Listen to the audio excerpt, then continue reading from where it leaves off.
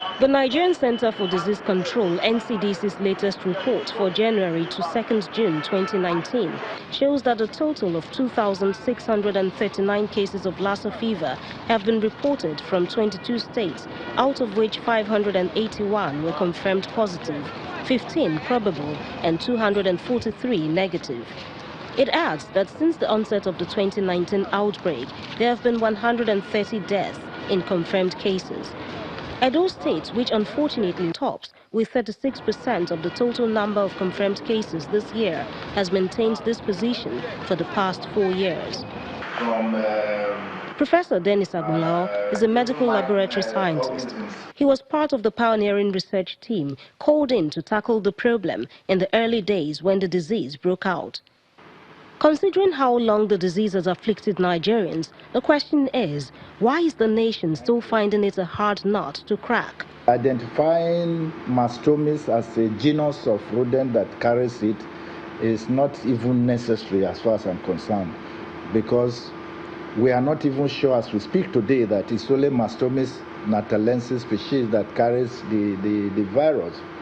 Evidence shows that some other genera or species of rodents may even harbor the virus without the virus doing anything to them. They are just mere carriers. Therefore, I think what is necessary to be done really is to think seriously about how to manage the population of rodents. But eradicating rodents in a nation like ours would be very, very difficult. While insisting that prevention and early detection of the disease are the best approaches to saving lives, Professor Agbonlao is also of the view that continuous public sensitization is a necessity. This is why we zero over the years on major awareness and what the do's and the don'ts and what we need to do to ensure that there is minimal contact between rodents, in whatever shape they are, and humans.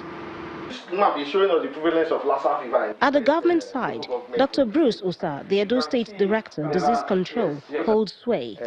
He says the government is aware of the situation and has responded by increasing surveillance and monitoring of Lassa fever and other diseases in the state. The isolation center in Stella Obasanjo Hospital, they are about procuring the equipment that will be used in that hospital. And also some health workers has been trained to kickstart that hospital. Even one of them was even trained in China. Looking forward, Dr. Osa is optimistic that a vaccine will be available in the not-too-distant future.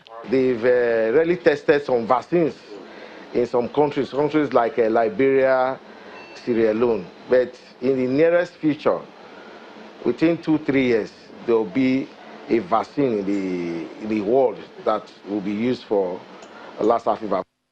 In severe cases of Lassa fever, facial swelling, fluid in the lung cavity, bleeding from the mouth, nose, gastrointestinal tract, and low blood pressure, along with other symptoms, may develop.